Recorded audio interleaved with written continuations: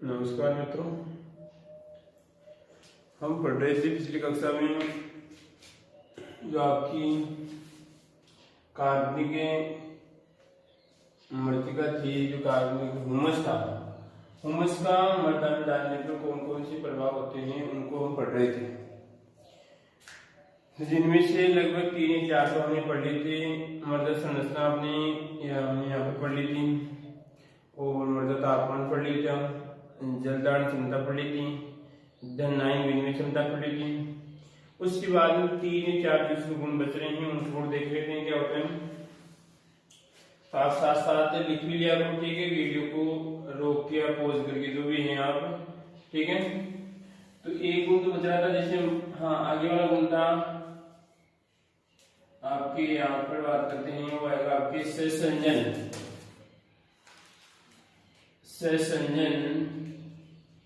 व सुगठियता, सहसंजन व सुगठियता, ठीक है। इस गुण की बात करें, सहसंजन व सुगठियता की बात करें,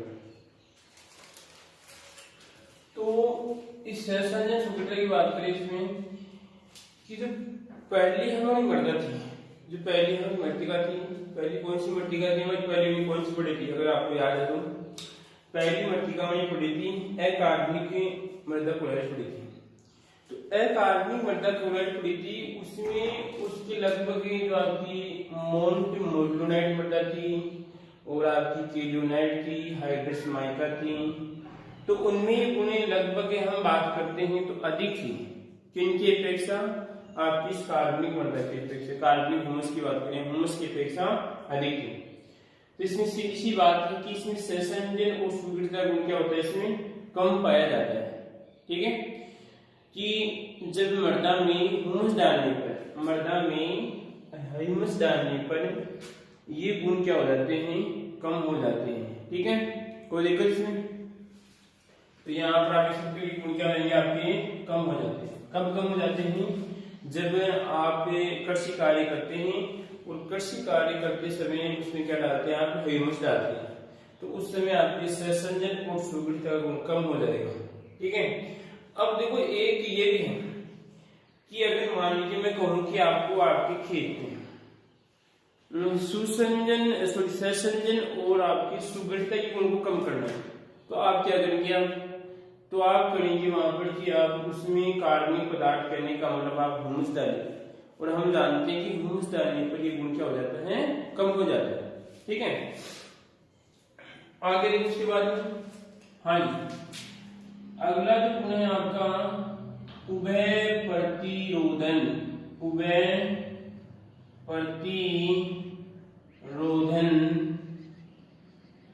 प्रतिरोधन क्षमता। बोलो कोई दिक्कत इसमें? उभय प्रतिरोधन क्षमता क्या होती है?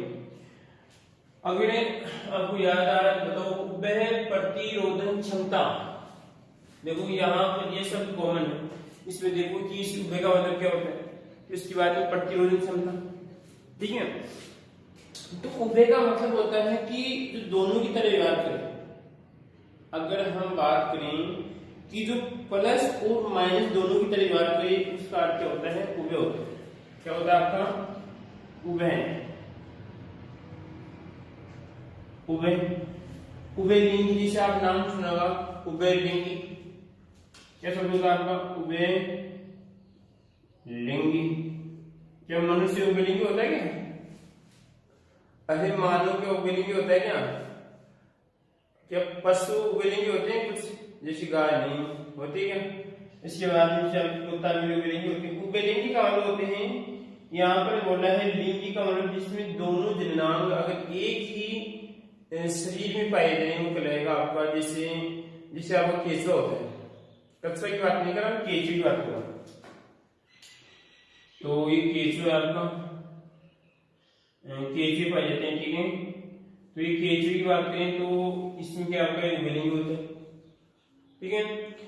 तो हम यहाँ पर जो ये बात सोच रहे हैं कि उभयलिंगी का मतलब दोनों की तरह व्यवहार करता है, जो आपके लिंगी का मतलब इसमें पुरुष भी होगा और आपका, जिससे बात करते हैं सॉरी, इसमें मेल और फीमेल दोनों को रिप्रोडक्टिव सिस्टम पाए जाएंगे इसमें, ठीक है।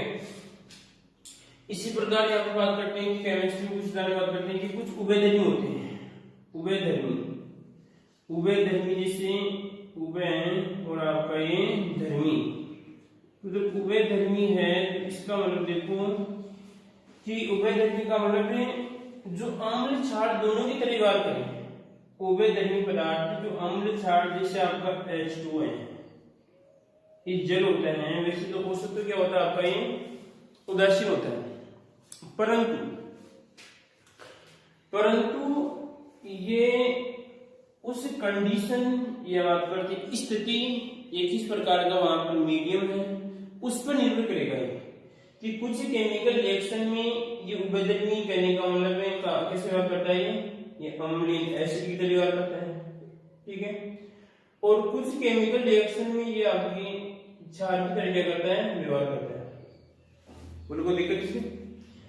तो उभयधर्मी का मतलब है वे पदार्थ हैं, जैसे अगर हम किसी लिंग की बात कर रहे हैं तो इसमें दोनों लिंग प्रेजेंट होंगे, उपस्थित होंगे, तो आपको उभयलिंगी कहलाएगा।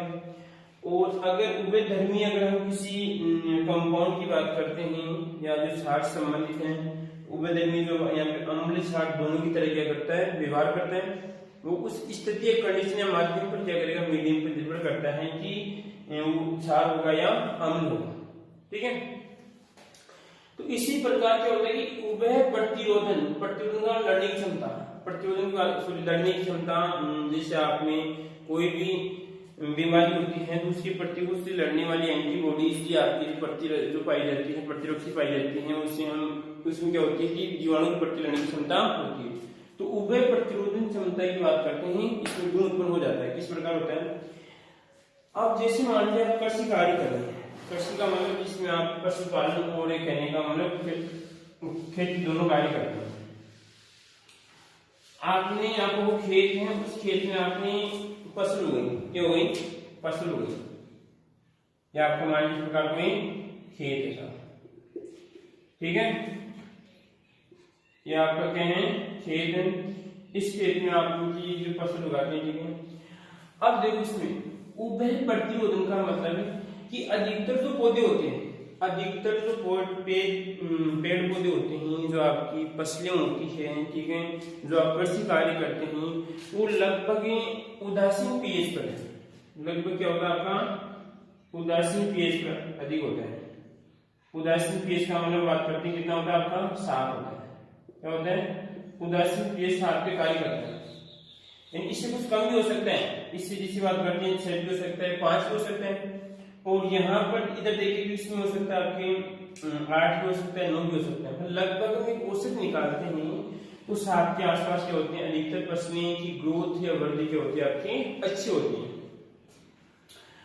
तो अब देखो कि जब उभय प्रतिरोधन क्षमता जब मृदा के अंदर है, जब मृदा जो खेत के अंदर हम क्या डालते हैं, जब ह्यूमस डालते हैं, क्या डालते हैं, जब खेत में हम ह्यूमस डालते हैं तो क्या होता है, देखिए ह्यूमस डालने पर मृदा में उभय प्रतिरोधन गुण विकसित हो जाता है। कहने का मतलब ये है कि इसमें अगर अचानक होने वाला प्रभाव, जिससे उभय प्रतिरोधन कहता है कि क्षार और अम्ल दोनों की तरह लड़ सकती है। अगर यहां से मान ली ह्यूमस डालो, ह्यूमस डालने के बाद कैसा गुण विकसित होगा, इसमें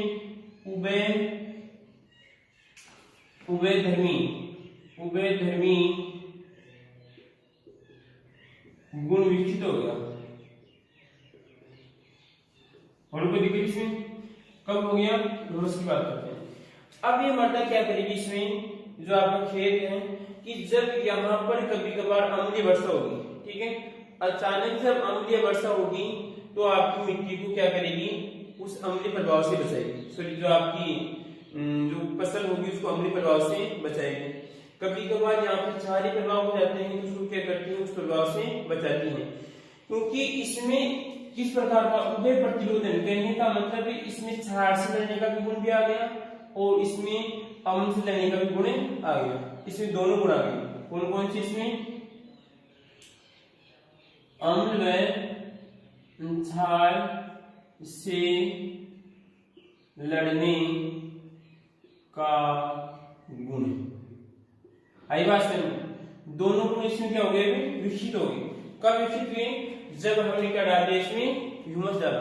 ह्यूमस डालने में क्या होगा कि इसमें अम्ल व क्षार से लड़ने वाले गुण विकसित हो जाते हैं। इससे क्या होगा कि अचानक कभी कभार से आपने नाम सुना होगा कि अम्लीय वर्षा होती है। क्या होती है, अम्लीय वर्षा होती है। तो अम्लीय वर्षा क्या करती है, फसलों पर बुरा प्रभाव डालती है। ठीक है, कभी कभार पादप की जड़ें गल जाती है। तो इस समस्या से बचने के लिए अगर आपने आपकी जो खेत वाली मृदा के अंदर जो खेत है वहां पर ह्यूमस डाल रखा है, ह्यूमस डालने से उसमें किस प्रकार का गुण विकसित हो जाता है, अम्ल क्षार से लड़ने का गुण हो जाता है। तो अचानक होने वाला अम्लीय प्रभाव, अचानक होने वाले अम्लीय प्रभाव से क्या करती है, लड़ती है और तुरंत क्या करती है, क्षारीय प्रभाव उत्पन्न करती है। जैसे यही पहाड़ से यहाँ पे कोई अम्ल आएगा, क्या है यहाँ पे अम्लीय वर्षा। कौन सी वर्षा आपकी, अम्लीय वर्षा। ठीक है, जब अम्लीय वर्षा आएगी तो उस समय क्या होगा कि यहाँ पर ये क्या करेगी, यहाँ पर ह्यूमस क्या करेगा, यहाँ पर इसको क्षार के रूप में क्या कर देगा, परिवर्तन कर देगा। इससे आपके पादपों को कोई नुकसान नहीं होगा। आई बात समझ। अब देखिए लंबे समय तक नहीं होती, ये कुछ समय के लिए होता है। आकस्मिक होने वाले, अचानक होने वाले अम्लीय क्षारीय प्रभाव, अचानक होने वाले अम्लीय क्षारीय प्रभाव से लड़ने वाला एक गुण होता है, वो क्या होता है आपका उभय प्रतिरोधन क्षमता कहलाती है। वो आपकी खेत में कब विकसित होती है, जब आप खेत में क्या डालते हैं, ह्यूमस डालते हैं। ठीक है, कोई दिक्कत इसमें। ह्यूमस आपको एक कार्बनिक पदार्थ है। इस कार्बनिक पदार्थ का जब आपकी मृदा में उपयोग करते हैं तो उसमें अम्ल क्षार से लड़ने वाला एक एक गुण विकसित हो जाता है, जिससे आप अचानक या आपके खेत में अचानक अम्लीय बात करते हैं, क्षारीय प्रभाव होता है। इससे आपकी फसलों को नुकसान नहीं होता है।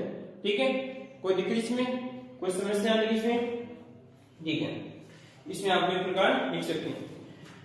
अब आगे देखते हैं कि आगे वो कौन सा आता है कि ह्यूमस डालने से कि पोषक तत्वों में क्या प्रभाव पड़ता है। जो आपकी मृदा है, जो आपकी खेत है, जहां पर आप कृषि कार्य करते हैं, उसमें की पोषक तत्वों की वृद्धि होती है। क्या होती है, पोषक तत्वों की वृद्धि।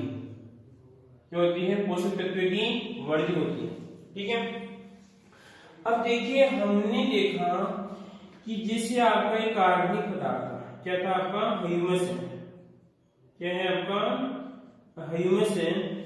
तो अब ह्यूमस क्या करेगा, इसमें देखना, इसमें एक मिनट, टाइम क्या हो गया, टाइम 12 हो गया। ठीक है, तो ह्यूमस क्या करता है, इसमें देखिए इसमें, क्योंकि हम ह्यूमस की बात करते हैं, इसमें क्या होता है, ऋणावेश पाया जाता है। क्या होता है, ऋणावेश पाया जाता है। और ये ऋणावेश भी उससे आपकी कार्बनिक मृदा की अपेक्षा क्या होता है, अधिक होता है। जब इस पे ऋणावेश अधिक होता है तो यहाँ पर आपकी धनायन, जैसे आपका सोडियम और आपका कैल्शियम और उसके बाद में आपका पोटेशियम, मैग्नीशियम और आपका एल्यूमिनियम और आपका अमोनियम, ठीक है, और इसके बाद में आपका Fe, ये तत्व पाए जाने की संभावना अधिक होगी, क्योंकि ह्यूमस पे ऋणावेश अधिक होता है। इससे इसकी धनायन क्षमता अधिक होती है। इसकी सतह पे अधिशोषण धनायन का अधिशोषण अधिक होगा, एब्जॉर्प्शन अधिक होगा। इससे क्या होगा, अगर इस ह्यूमस का प्रयोग कहां पर करेंगे हम, अगर इस ह्यूमस का प्रयोग आप किसी खेत में करते हैं, कहां पे करते हैं आप, खेत में करते हैं, तो खेत में करते हैं तो वहां पे क्या हो जाएगी, पोषक तत्व की मात्रा में वृद्धि हो जाती है। इस बात का आपको ध्यान रखना है। तो यहाँ पे क्या लिखेंगे कि पोषक तत्व में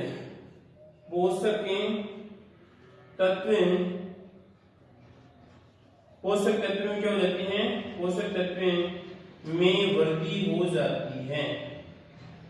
बोलो को दिक्कत इसमें क्या लिखोगे, इसमें बिंदु आप कि आपके खेत में जब इस ह्यूमस का प्रयोग करते हैं, ह्यूमस का प्रयोग करने से क्या होता है, पोषक तत्व की मात्रा में वृद्धि होती है, क्योंकि ह्यूमस की जो ऋणायन बात करते हैं अधिक होती है, या धनायन क्षमता क्या होती है, अधिक पाई जाती है, जिसकी सतह पे अधिक पोषक तत्व पाए जाते हैं, जो पौधे को लंबे समय तक क्या होते हैं, प्राप्त होते हैं। बोलो कोई समस्या आ रही इसमें।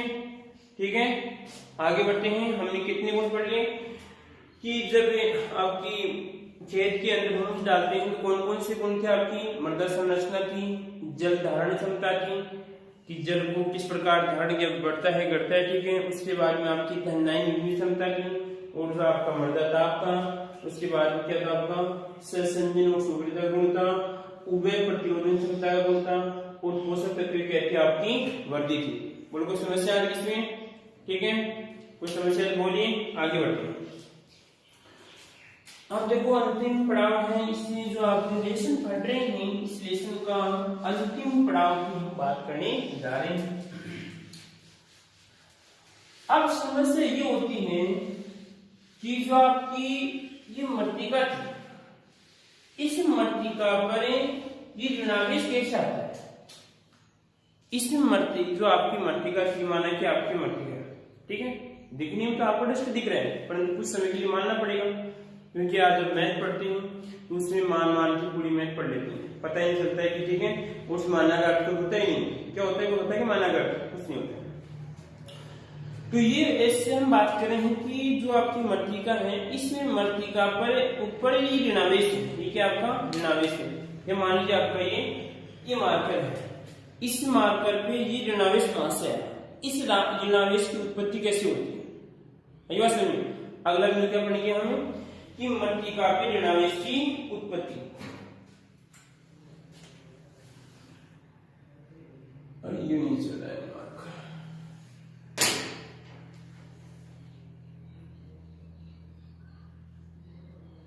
मृत्तिका पर ऋणावेश, कौन सा आवेश? ऋणावेश। कौन सी वेश नहीं भाई? ऋणावेश में ऋणावेश की उत्पत्ति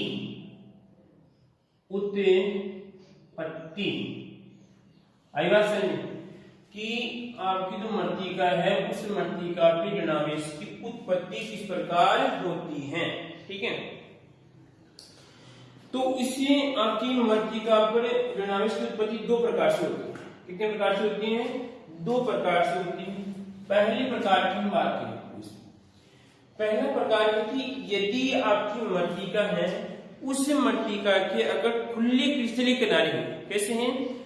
अगर आपकी मृत्तिका है और इसी आपकी प्रोली मृत्तिका और यहाँ पर कैसे किनारे हैं?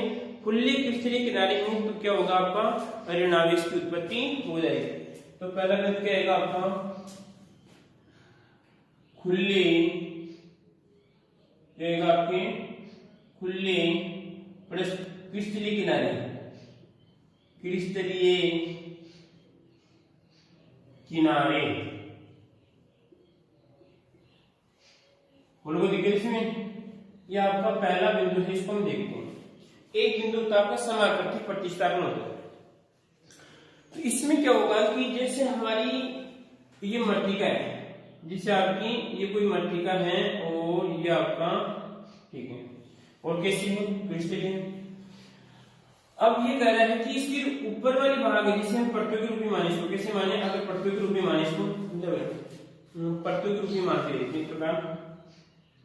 इससे मान लीजिए आपकी एक लेयर आ गई, एक लेयर ये है, एक लेयर आपकी आ रहेगी, एक लेयर आपकी आ रहेगी और एक लेयर आपकी ये है, एक लेयर आपकी ये है, ठीक है। और यहाँ पर अगर हम देखें तो आपकी एक लेयर आपकी ये है और आपकी एक लेयर आपकी इस प्रकार। ये कैसे आपकी? अगर हम बात करते हैं मृत्तिका है और इस मृत्तिका के हैं खुले हैं और आपके पृष्ठीय किनारे, इन किनारों की बात करें, इनकी बात कर रहे हैं, जिससे इन किनारों की बात करते हैं। ये किनारे यहाँ से खुले माने और इन खुले किनारों पे कौन से आपके इस चीज को मानते हैं कि इन खुले किनारों पे क्या होते हैं? आपके ऑक्सीजन और आपके हाइड्रोक्साइड पाए जाते हैं। क्या होते हैं? ऑक्सीजन और हाइड्रोक्साइड पाए जाते हैं, ठीक है, कोई दिक्कत नहीं।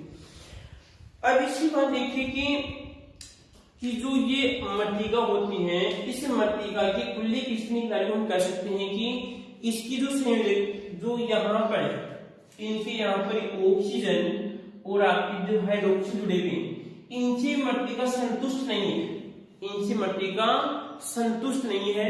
इनकी जो आपकी संयोगिताएं हैं, जो इनके जुड़ने का ढंग है, इनसे आपकी मृदा संतुष्ट नहीं है। जैसे उदाहरण की बात करता हूँ, मान लीजिए आपको भूख लग रही है, ठीक है, तो एक तो आपका सिंपल खाना है बिल्कुल, और जैसे एक हाँ जैसे वो ड्रेस की बात कर लेते हैं, ठीक है, एक तो आपकी सिंपल ड्रेस है और एक आपकी अच्छी क्वालिटी वाली ड्रेस है।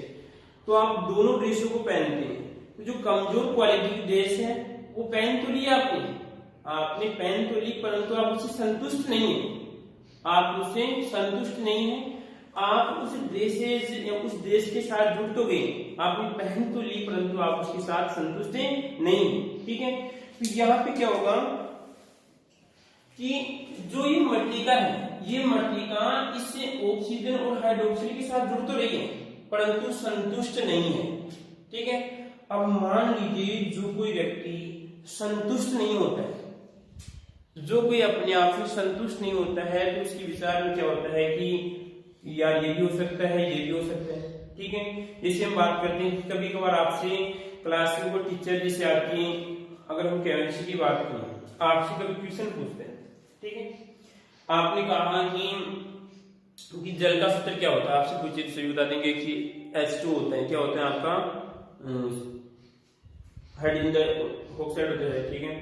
इसी प्रकार बात करें कि ओजोन का क्या होता है, O3 होता है, तो आप बता देंगे O3 होता है। परंतु अगर मैं यही क्वेश्चन में आपसे फिर दवाई O3 होता है, तो आप कहेंगे सर इस प्रकार O3 होता है, तो आपको कॉन्फिडेंस नहीं इस बात का, आपको जो उत्तर बताया आपका संतुष्ट नहीं है कि सही है या गलत है, ठीक है। तो इस प्रकार यहाँ पर देखो ये जो संयोगिता इसके साथ जुड़ रही है, अब इसके साथ ही मर्तिका संतुष्ट नहीं है, अगर यहाँ पर कोई दूसरा आए, ठीक है, इसके साथ यहाँ पर कोई दूसरा आता है और यहाँ पर कोई चिपकता है तो उसको आस में चिपका लेगा, वो उसको अच्छा दिखे। अगर मान लीजिए कोई दो व्यक्ति हैं, ठीक है, अगर दो व्यक्ति हैं, दोनों में क्या हो गई, दोस्ती हो गई, ठीक है। अब दोस्ती तो हो गई परंतु जबरदस्ती हो गई, कैसे हो गई, जबरदस्ती हो गई, संतुष्ट नहीं है। अब मान लीजिए दूसरा आता है और उस दोस्ती को तोड़ता है, अपना काम कर लेता है, ठीक है। तो यही दंग यहाँ पर कुछ इस प्रकार होगा, देखो इसमें आगे ये S और आपका I है, क्या आपका SI है, ठीक है।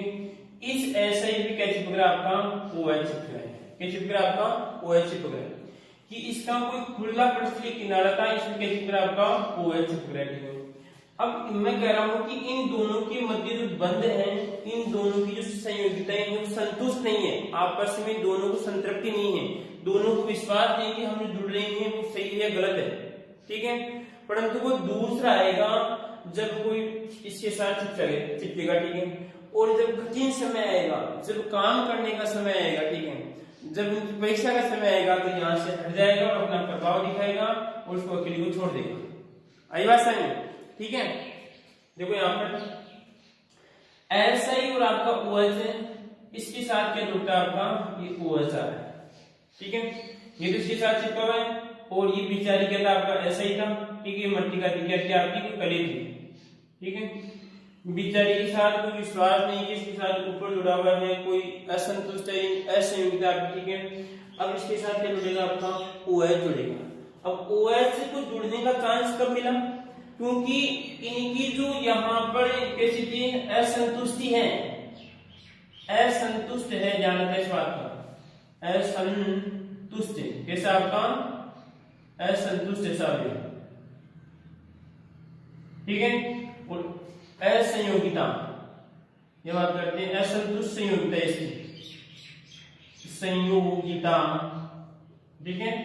संयोगिता मतलब जो बैलेंस की बात करें इसमें, जैसे इसको लिखे यहाँ पर SI आपका OH, इनके मध्य जो ये बंध है ये आपका कोई मजबूत नहीं, इन दोनों को भी विश्वास नहीं, इस मर्तिका को, इस आपको OH को विश्वास नहीं है कि जो हम बंधे हैं, हमारे दोनों के बीच में जो बंधन है वो सही है या गलत है, ठीक है। तो अब क्या करेगा, ये नौजवान आएगा, ये नौजवान आएगा तो चिपकेगा, ठीक है, और चिपकने के बाद में यहाँ पे कहेगा कि अपना काम करेगा, और अपना काम करेगा जब विघ्न पड़ेगा, जब कभी कभार समस्या आएगी तो समस्या एक से हट जाएगा और इस बीच क्या कर देगा लेवल S और आपका O और यहाँ पर रहेगा माइनस और आपका H2 इस रूप में बांट कर देगा, आई बात समझ। अब विकल्प कौन सा पड़ेगा, जब यहाँ पर कभी कभार अम्लीय और क्षारीय माध्यम होता है। कौन सा माध्यम होता है, या तो यहाँ पर अम्लीय माध्यम बढ़ता है, अम्लीय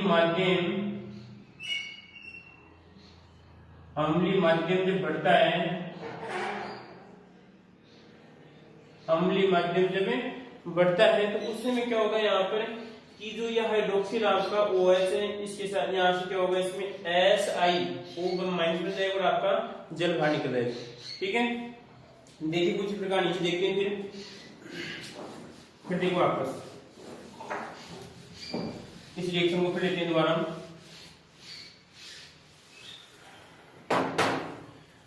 यह आपका Si और आपका क्या है OH था। ठीक है, अब इन दोनों की मध्य जो बंध बन रहा है, इन दोनों से दोनों संतुष्ट नहीं है। इन दोनों से क्या है, ये दोनों संतुष्ट नहीं है। अगर संतुष्ट नहीं है तो कोई दूसरा आएगा यहाँ पर। ठीक है, दूसरा कौन आएगा, OH आएगा। OH क्या करेगा, इसके साथ चिपकेगा इसमें। अब चिपकेगा, ले चिपक गया। ठीक है, परंतु चिपकेगा और इसका चिपकने का प्रभाव कब दिखेगा कि जब कभी कभार यहाँ पर अम्लीय माध्यम बढ़ता है, अम्लीय माध्यम बढ़ता है तो अम्लीय माध्यम बढ़ेगा, यहाँ पर अम्लीय माध्यम बढ़ेगा, उसमें क्या होगा, ये अपना प्रभाव दिखाएगा। ठीक है, अपना प्रभाव दिखाएगा, यहाँ पर देगा आपका S और आपका I और आपका माइनस, और यहाँ पे क्या बन जाएगा आपका H2, ये तो क्या बन जाएगा आपका जल बन जाएगा। और कौन सी मृदा का निर्माण हो जाएगा आपका, माइनस मृदा का बात करते हैं कि मृदा पे ऋणावेश की क्या हो जाएगी, उत्पत्ति हो जाएगी। यहाँ पे ऋणावेश नहीं था और यहाँ पे बात करते हैं कि मृदा पे ऋणावेश की उत्पत्ति। तो यहाँ पे लिखूंगा कि मृतिका पर ऋणावेश, कौन सा आवेश, ऋणावेश की उत्पत्ति या निर्माण, या बात करते हैं उद्गम। ठीक है, आगे जो इसके उदाहरण है और उसके बाद में समाकर्षी प्रतिस्थापन है वो हम नेक्स्ट कक्षा में देखेंगे। ठीक है।